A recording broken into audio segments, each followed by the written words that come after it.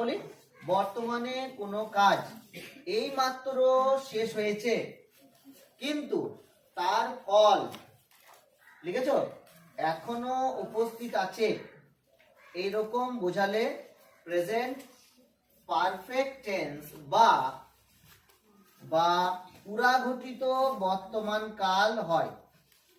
পুরাঘটিত বর্তমান কাল হয়। ক্লিয়ার? বেশ, তাহলে আমাদের মেইন যে জিনিস সেটা আমাদেরকে কি মনে রাখতে হবে, গঠন। গঠন হচ্ছে খুব ইম্পর্টেন্ট। তাহলে স্ট্রাকচারটা কি হবে বলো তো?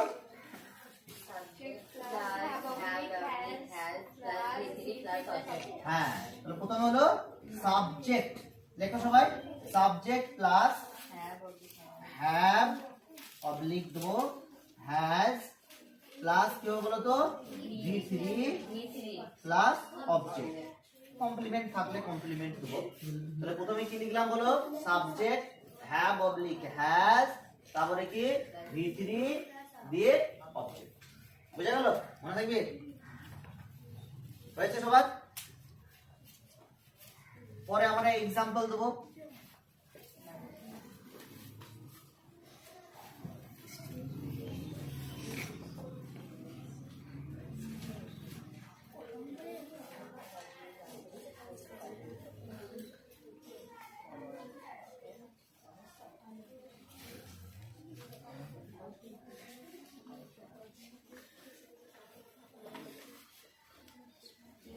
আমি বইটি পড়েছি।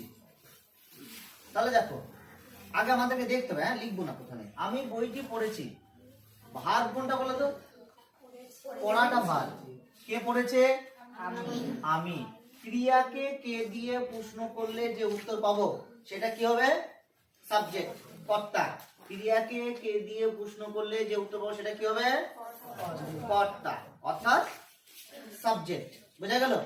এবং কি দিয়ে প্রশ্ন করলে যে উত্তর পাবো সেটা কি হবে? অবজেক্ট। তাহলে আমরা এই পড়াকে অর্থাৎ পড়েছি কে দিয়ে প্রশ্ন করি, কে পড়েছে? আমি। আমিটা কি হবে? সাবজেক্ট। কি পড়েছি? বই। এটা কি হবে? অবজেক্ট। তাহলে দেখো আমরা সাবজেক্ট ভার্ব অবজেক্ট পেয়ে গেলাম না? দিয়ে আমার গঠনটা দিকে ফলো করে একটু। বাংলায় প্রথমে আছে সাবজেক্ট, তারপরে অবজেক্ট, তারপরে ভার্ব না? আর ইংরেজিতে কি বলা হয়েছে? Subject have has V3 object. তার মানে আমি ইন শর্ট বলতে পারি সাবজেক্ট ভার্ব অবজেক্ট, তাই না? তাহলে একটু উল্টো পাল্টা মনে হচ্ছে না? হ্যাঁ, এখানে একটু পার্থক্য বাংলা স্ট্রাকচারের সঙ্গে ইংলিশের স্ট্রাকচারে। তাহলে there is a difference between the Bengali sentence structure and the English sentence structure. Bengali sentence স্ট্রাকচারে কি থাকে তোমার? সেখানে থাকে তোমার প্রথমে কর্তা, তারপরে কর্ম, তারপরে ক্রিয়া। কি বললাম? কর্তা, কর্ম, ক্রিয়া। সেটা কোন সেন্টেন্সে? বাংলা সেন্টেন্সের গঠন। তাহলে বাংলা সেন্টেন্সে যা গঠন আছে যদি আমি হুবহু ওই শব্দগুলো মানে লিখে দিই হয়ে যাবে? না, আমাকে ইংরেজি সেন্টেন্সের স্ট্রাকচারে নিয়ে আসতে হবে। আমার কথা ধরা যাচ্ছে তোমাদের? তাহলে ইংরেজি সেন্টেন্সের স্ট্রাকচার কি? Subject verb object. এটা অ্যাসার্টিভ। তাহলে এখানে প্রথমে কি লিখবো বলো তো? আমি ইংরেজি কি বলো? শুনতে পেলাম না? আই। এবার আই এর পরে হ্যাভ হবে না হ্যাজ হবে? হ্যাভ হবে না হ্যাজ হবে? ভালো করে, কেউ হ্যাজ বলছো, কেউ হ্যাভ বলছো?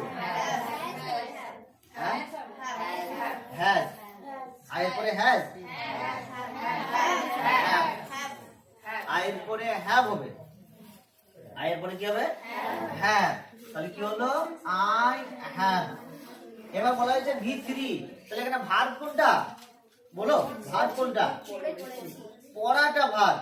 তাহলে পড়া ইংরেজি কি বলো? রিড। পড়া ইংরেজি কি? রিড। তাহলে এই রিডের V3 কি হবে? না, V3 কি হবে? Read, red, red. উচ্চারণ কিন্তু আমরা রিড রিড করব না, আমরা কি বলবো? Read, red, red. বানান একই থাকবে, the spelling will be the same but pronunciation will be different. বুঝা গেল? pronunciation will be different. কথা ধরা যাচ্ছে আমার? তাহলে কি বললাম? I have read the book. B double O K. Clear? I have read the book. সবাই লিখো, I have read the book. আমি আর একটা উদাহরণ দেবো।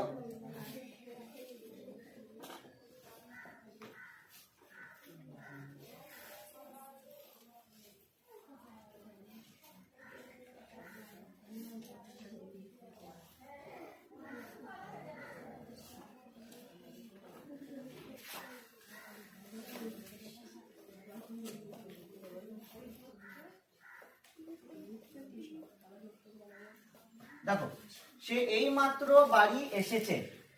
কি বললাম? সে এই মাত্র বাড়ি এসেছে। ভালো করে সেন্টেন্সটার দিকে আগে ধ্যান দাও, তারপর আমরা লিখবো। আগে বুঝবো এন্ড দেন তারপরে লিখবো। বোঝা গেল? সে এই মাত্র বাড়ি এসেছে। বুঝতে পেরেছো? সে এই মাত্র বাড়ি এসেছে।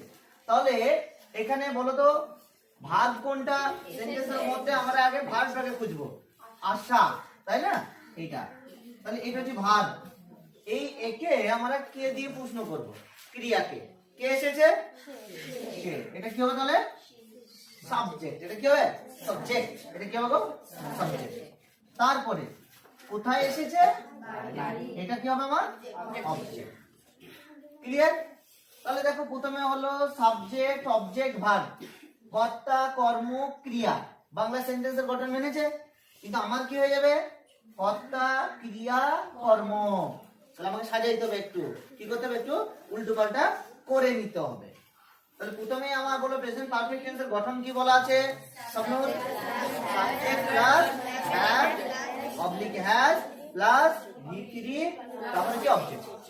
সাবজেক্ট আবার বলো subject have has V3 object.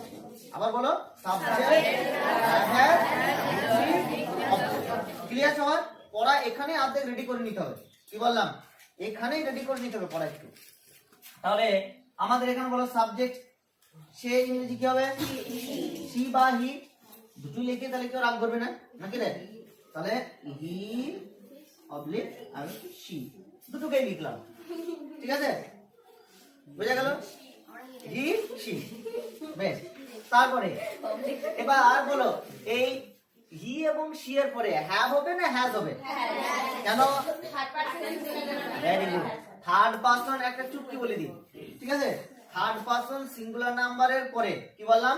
Third person singular নাম্বারের পরে কি হয়? হ্যাজ হয়। বাকি সব ক্ষেত্রে হ্যাভ। তো থার্ড পারসন সিঙ্গুলার নাম্বার কোনগুলো? হি, দ্যাট, রাম, শ্যাম, যদু, মধু, কদু, লাউ, পটল, উচি, বেগুন যা আছে সব। তার মানে এনি সিঙ্গুলার নেম।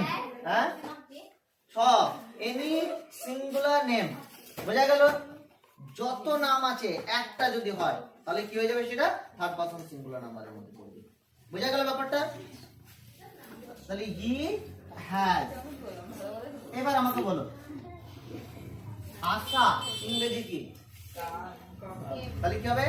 কাম, কেম, কাম। থার্ড ফর্ম কাম, কেম, কাম। বলো আমার সাথে কাম, কেম, কাম। বুঝা গেল? মানে ওইটাই আবার ফিরে আসবে। কাম, কেম, কাম। গো, ওয়েন্ট, গান। বলো গো, ওয়েন্ট, গান। গো, ওয়েন্ট, গান।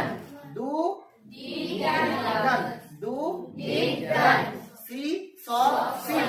সি, স, সিন। আবার বলো সি, স, scene. Draw, view, ড্রন। Draw, view, ড্রন। Fly, flew, ফ্লাউন। Fly, flew, ফ্লাউন। মনে থাকবে? ইন্টারেস্টিং। তাহলে কি হলো? হি বা কি হলো? He has come home. কি হবে? এই মাত্র জাস্ট নাও। Just now. বোঝা গেল? তাহলে প্রেজেন্ট পারফেক্ট টেন্স বুঝতে পারলাম আমরা সবাই।